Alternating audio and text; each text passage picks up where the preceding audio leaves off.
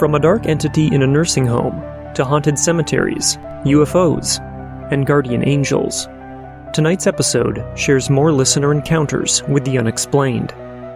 So sit back, relax, and join me as we take another deep dive into the world of the paranormal.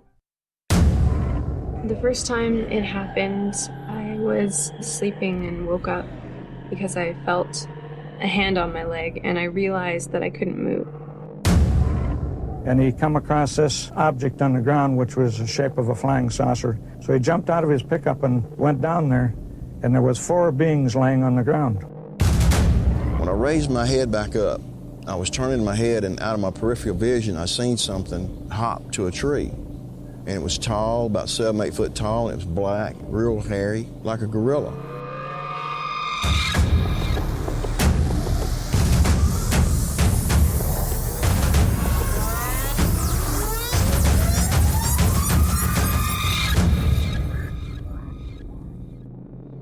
Welcome to the Paranormal Mysteries podcast, and thank you for being here. I am your host, Nick Ryan. As always, I'd like to start out the show by saying a huge thank you to our wonderful patrons: Robin, Cassandra, Juli, Kortnie, Tiffany, Stephen, Mystica, Carley, Kyriakos, Euknecka, Mary, Andrew, Sarah, Angie, Nick, James S., Moly, Mattie, Kerrie, Collin, James P., and our newest patron, Chris. Your support and generosity is truly amazing, and it makes our podcast possible. Thank you so much. Our first story of the night comes from James. James calls his story Angels and Omens. James says, "My friend Tootsie married her high school sweetheart. After maybe 6 months of being happily married, he had a horrible accident at his job. The paramedics had to bring him back to life at the scene, twice. After this all happened, Tootsie told me of some things that had happened that she believes may very well have led up to this horrific accident. She told me, and I'm a little unclear on how it was said or the specifics, but that her husband had made a deal with the devil. Tootsie and her husband used to drive up to Wisconsin to visit his grandmother, and while they were sitting in the kitchen, a crow flew through the window and landed on the refrigerator. The grandmother nearly lost her mind, saying, 'This is not good. Something bad is going to happen.' It wasn't 2 weeks later that the accident happened. This is far from the end of this story, but I have to tell you this story to reconnect Tootsie's story. Years later, I had reconnected with a family that I had spent a good part of my life with.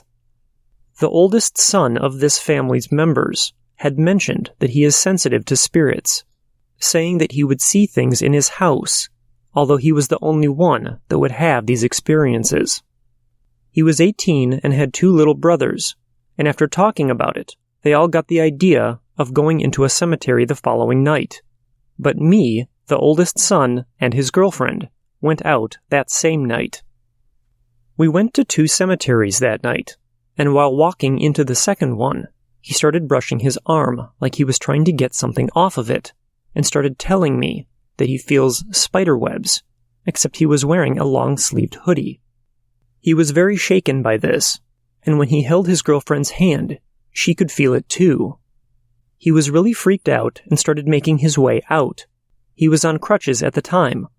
I'm telling you that because the next night, when we were supposed to go out again, he was really opposed to the idea, but with some convincing from his brothers, we headed back out to the first cemetery that we went to the previous night, because nothing had happened to him there. We got into this cemetery and started walking deeper and deeper. We were about 20 minutes in when he starts yelling, "Jinx!" That's my nickname since I was a little kid. "I'm the F out of here."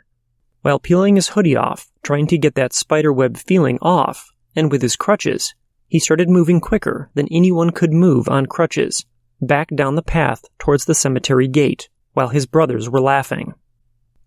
At least 6 months had passed to where his curiosity got the best of him, and he called me to see if I wanted to go to a popular haunted location known as Bachelor's Grove in Midlothian, just southwest of Chicago. We went and ran into some other paranormal seekers that invited us to go with them to an old house that is now a historical museum. I think it's called the Humphrey House in Orland Park. We followed along until we got there, and he told me that he didn't want to go in. I could tell something was bothering him, but I told him that I was going in, and that I'd be right out. When I came out, he was on the porch talking to some lady, and his eyes were welled up, and I could see that he was upset. The lady told him that a young man was trying to tell him that it was okay. He told me in the car when we left that it was his buddy that had recently died of cancer, and that he called him to come and visit him while at the hospital, but he couldn't that day, and that he died before he was able to. Again, some time had passed, but this particular incident seemed to have set something off with him, because he started calling me alarmed and scared, telling me that he was hearing voices, often asking for help. Then he started seeing things, shadows, moving quickly from room to room. One day, while he was getting ready for work, he saw an old lady sitting on his couch, and he called me saying, "We have to find that lady for help," referring to the lady on the porch of that house that saw his friend. Once again, some time had passed, and all this seemed to have stopped. He called me one day, saying that he wanted to see what would happen if we went to a haunted location. I did a quick search and found a place called Archer Woods Cemetery. I didn't read the story behind it. I just saw that it was haunted, and with that and the general location, I jumped in my car to pick him up. We got there and parked across the street, and with my camera and audio recorder, we approached the cemetery gate, which was wide open. He didn't like the feeling, so he stopped and said, "I don't like it. It feels dark." There was a pickup truck by the office building, and I said that I was going to go see if anyone was there, so that we didn't get arrested for trespassing. So I walked around the circular driveway to the house and didn't see any lights or anything. I started back to the gate where I had left him, but he had made his way in about 50 feet, telling me that that particular spot was the only spot that he felt comfortable. Then he pointed, saying, "Do you see him? Do you see him? They are moving from tree to tree. Do you see them?" So I started taking pictures just randomly because I didn't see anything. Then he points and says, "He's not scared. He's just watching us." We left and got in the car, and he says, "There's a girl with us, and she's sad." Then he says, "Archer, Archer." He was talking about the road nearby, not the cemetery that we had just left. I started to drive toward Archer, and he crosses his arms across his face, like he's trying to block something. And he says, "She was hit by a car. No, she was beat to death." Then he says, "She has 2 kids. One is 7, the other is 9. As we drove down Archer, he says, "It's hilly," talking about where we were supposed to be going. And as we drove further, he goes, "It's up here on the left." I freaked out to see another cemetery that's up on a hill. Monk's Castle is what it's known as, I found out later. I drove into the cemetery and up the hill, and he says, "She's gone." So I got out of my car and started taking random pictures, and he says, "She said stop, you're making them mad." Tootsie moved to a house in Villa Park, and would often hear crying from her basement, so I asked my friend's son, the guy that I was just talking about. I brought him along to see if he could pick up on anything, and he just seemed to have drifted into autopilot, so to speak. He then tells Tootsie that he hears a song, "I Got You, Babe," and Tootsie just lost it. It's the song that they used to sing when they would drive to Wisconsin to his grandmother's house. There is no way that anyone would know something so personal. They got each other's contact information, and as it turned out, it seemed he was able to see through her husband's spirit eyes. He's not dead. He's living in a care facility since the accident. But through a phone call, he could see everything around her. He could tell her what she was wearing and what room she was in. After James emailed me this story, he followed it up by saying this: "When me and my friend's son went to Archer Woods Cemetery, my audio recorder picked up something saying, you better watch yourself. What I didn't find out until after that night was that Archerwood Cemetery is known to have a crying lady at the cemetery gate. Our next story of the night comes from Devin. Devin's story is called Face to Face with a Demon. Devin says, "Hi, Nick. I've been listening to your podcast for some time now and enjoying each episode more than the last. My whole life, I have been in touch with my spirituality and spirits and entities around me. I have gone to workshops and camps to grow my skills as a paranormal investigator and medium. I have an abundance of stories and experiences, but one always sticks out in my head. There was a small abandoned farmhouse near my hometown that a lot of people in town told me and my group of friends about, that there was a demon-like entity in the basement of the house, so we decided to check it out. We were on the property in the late afternoon to get some pictures of the house and property in the daylight. Me and my closest friends were walking past the side of the house, and we glanced into the small basement window, and we both froze and stared at what we saw for what felt like hours. A feeling of pure terror came over both of us, and what I can only describe as dread. What me and her saw was shadow that no light could pass through, and we could see the shelf behind the entity on the right and left, but not through it. This was a solid black mass that had glowing green eyes. When my gaze met that of this entity, my eyes locked. At this point, the entity began to attempt to speak to us, but instead of words, the only thing that the two of us heard was a gargling sound, and a black, viscous liquid began pouring from the entity's mouth. We both broke free from our trance, and with tears filling our eyes, we told our fellow investigators that we needed to leave. We left the property, explaining what we had seen to the rest of our team. I was terrified to go back to that house, but after some convincing, we decided to return that night for our investigation. We placed a recorder in the upstairs of the house for the whole time we were in the house, for about 2 hours, and we got some EVPs of light footsteps, children laughing, and as the night carried on, and as we provoked the entities in the house, we received growls and scratches. Our lead investigator, who uses some aggressive investigation techniques that I don't completely agree with, was scratched in the basement. This is where we were forced to end our investigation early, after the scratch and an unearthly cold surrounded us, followed by a darkness that our flashlights couldn't break. With my high-powered flashlight, I couldn't see more than 2 to 3 feet in front of me. At this point, we made the decision to pack up our equipment and say our final blessings on ourselves and the house, and we began to walk out of the house.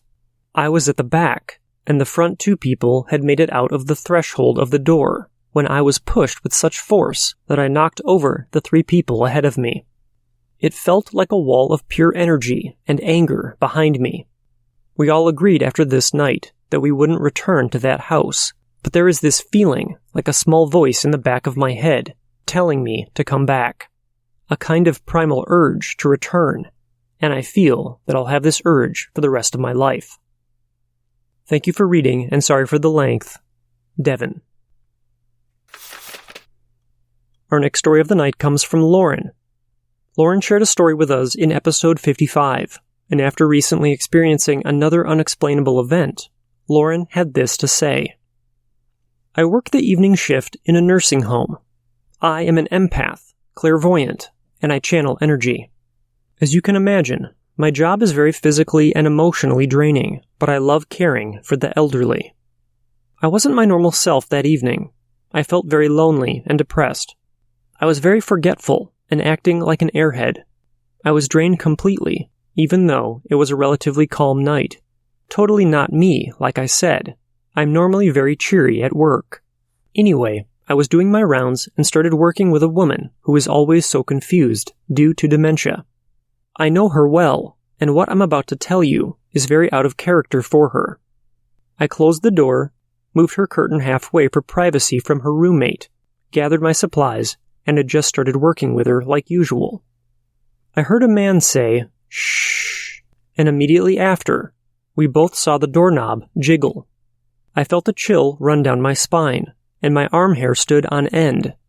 Something jiggling the doorknob is uncommon, because when the door is closed, everyone knows you're in the middle of patient care, so you do not attempt to walk in without knocking first. Trying to quickly rationalize the situation, I assumed it might be one of the wanderers I care for, even though I knew everyone was fast asleep. I closed the curtain all the way and stuck my head out of the door. No one was there. No one was even in the hallway. Just me. Very creeped out, I slowly closed the door and looked at my patient, laughed nervously, and said, "Welp, that was creepy." I felt like someone was watching me, but continued working, quicker than before. Something told me I needed to get out. My patient started fidgeting and trying to cover up. She looked behind me and said, "Who is that man?" I'm freaking out internally at this point because I knew she could see something. She validated my feeling of a man being near. She started yelling at me to open the door. I said, "Honey, you're naked. I have to finish cleaning you up.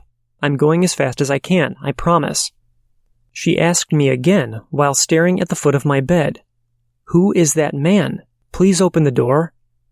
While quickly finishing up, the curiosity got the best of me, and I asked her, "Where is the man now?" She looked directly into my eyes, extremely concerned, and whispered, "Are you a witch?" I said, "No, ma'am, not at all." The room felt so immensely heavy and dark. I finished up and quickly opened the door. She relaxed a bit. I cleaned up, got her situated, and left the room as quickly as possible. Feeling bad for leaving her, I went to check on her after I finished my rounds. Walking into her room, it still felt heavy. I asked her if she was okay, and she just stared at me. It was time for me to clock out, so I had to leave. I'm not sure if what I experienced was evil, but it surely didn't give off a friendly vibe. Our next story of the night comes from Hannah. Hannah's story is called Belief. Hannah says, "Hi, Nick. The college I attend is 4 hours away from home, so when I go home for breaks, I've found myself listening to your podcast because I've always been fascinated by the paranormal. I don't know if this technically counts, but I want to share it anyway. I've always been a big believer in stuff like ghosts and demons, but more skeptical about other things, such as guardian angels and some sort of afterlife that doesn't involve ghosts, which is why I don't know if this would technically count as paranormal. A few days ago, before I sent this email, my parents and I were moving my stuff back home from my apartment up at college. It had been raining the last few days where I live, which is highly unusual for the area. We were maybe 10 minutes away from home, me following behind my parents in my car. A large tree happened to fall just as my parents were passing under it. This is where the kind of paranormal experience comes in.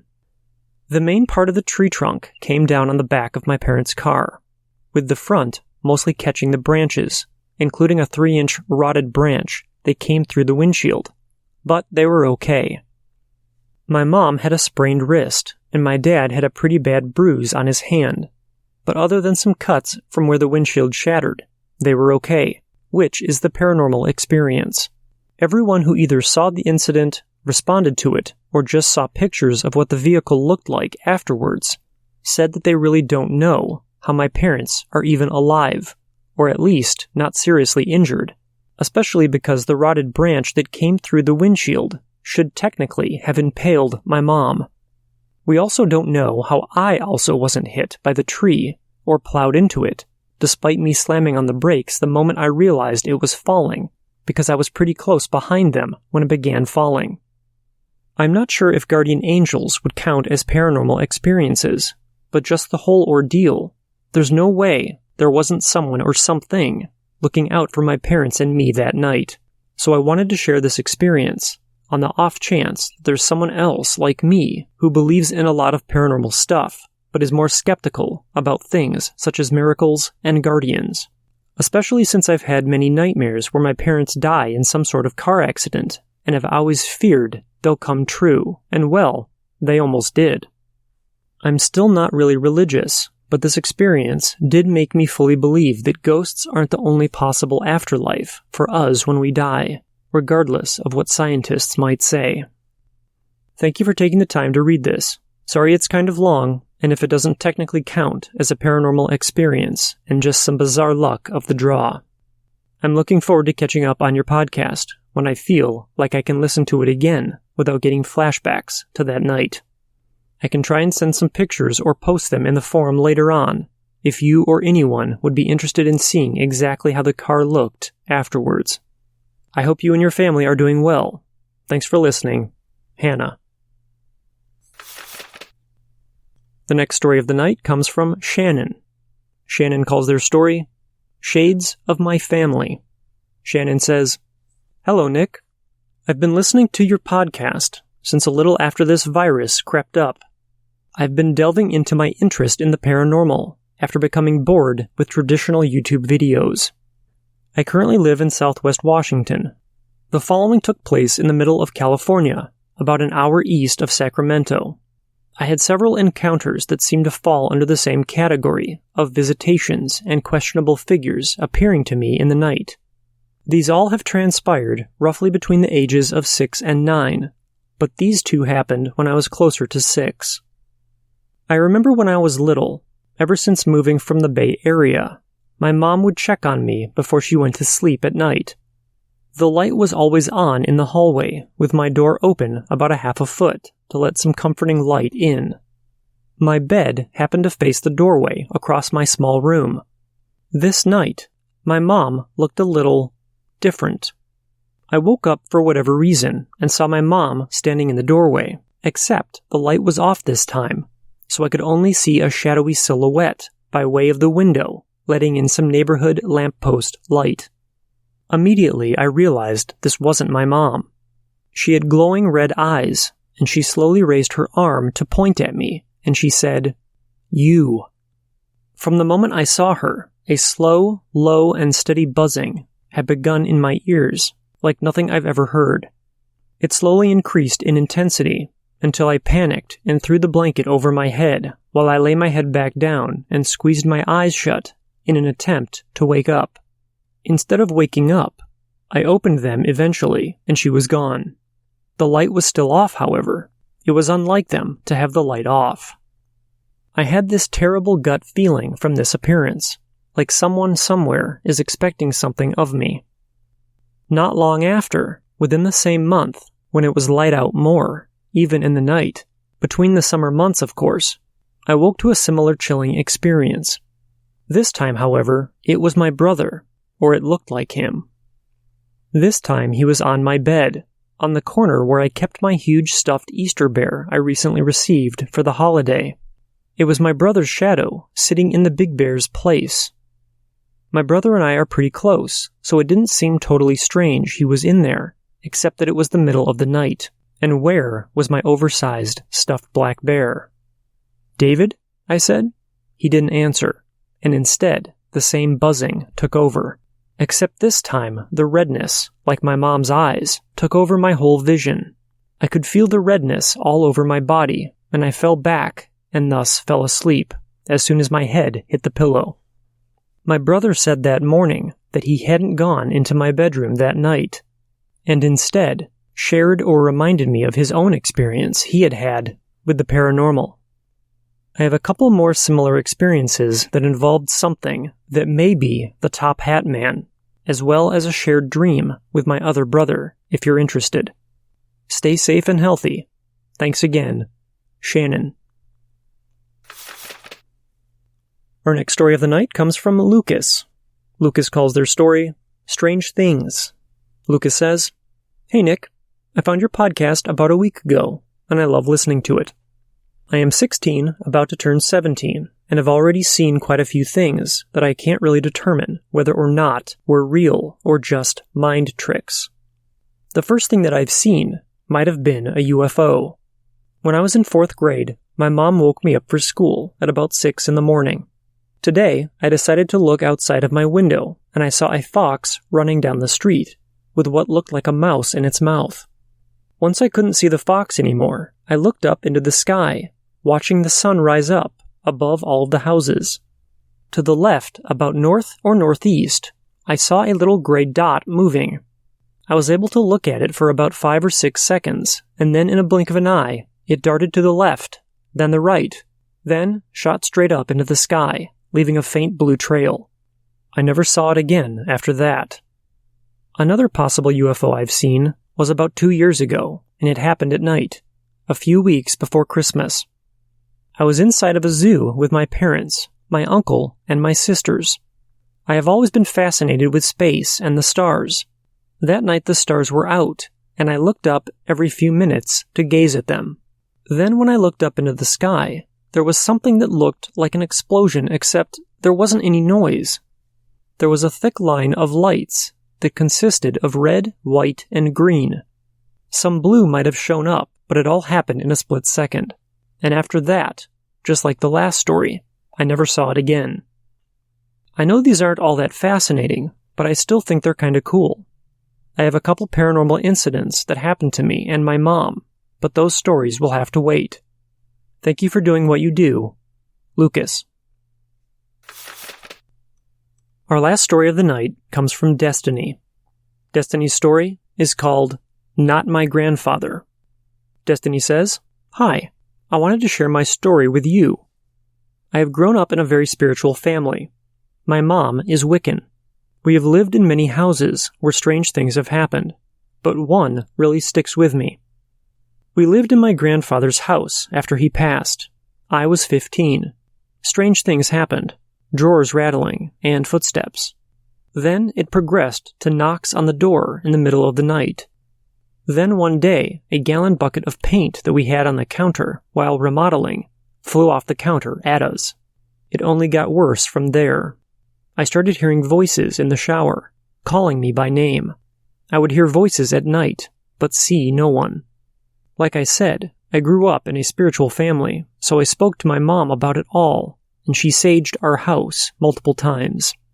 One night in the middle of the night, I was pinned to my bed to the point that I couldn't breathe.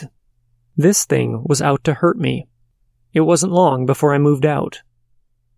I would like to add to a previous story that when I was about 6, I stayed with my grandmother during the summers, and every night a man would stand in my room with a top hat on and a long coat, and he was very tall. He never spoke or moved. He would just stand there, and this went on for years. When I told my grandmother, she told me that it was impossible. He still visited every night, and I tried to speak with him, but he was silent. If I ever got out of the bed, he was gone. I stopped seeing him when I was around 17. Thank you for letting me share. As always, if any of you have thoughts, advice, or a similar story that you'd like to share with tonight's listeners who have shared their story, you may email me, and I'll be sure to forward your message on to them. As we come to the end of another episode, I'd like to say thank you to all of you for listening and supporting the podcast.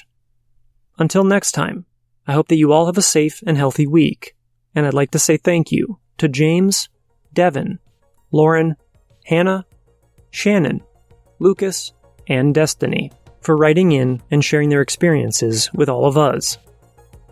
If you believe that you or someone that you know has witnessed something unexplainable and you'd like to have your story shared on the podcast, you can contact me at paranormalmysteriespodcast@gmail.com. You may also visit paranormalmysteriespodcast.com and click on the Tell Your Story link.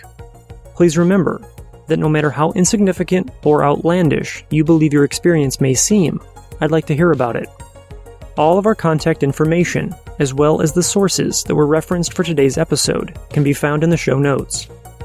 You can also get involved with the podcast by joining our forum and by following us on social media.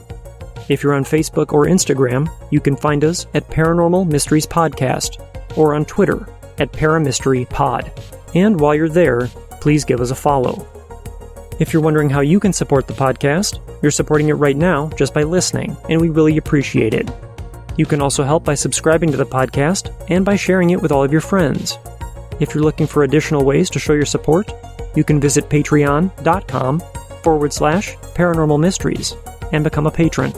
Benefits include ad-free episodes and early access to select shows.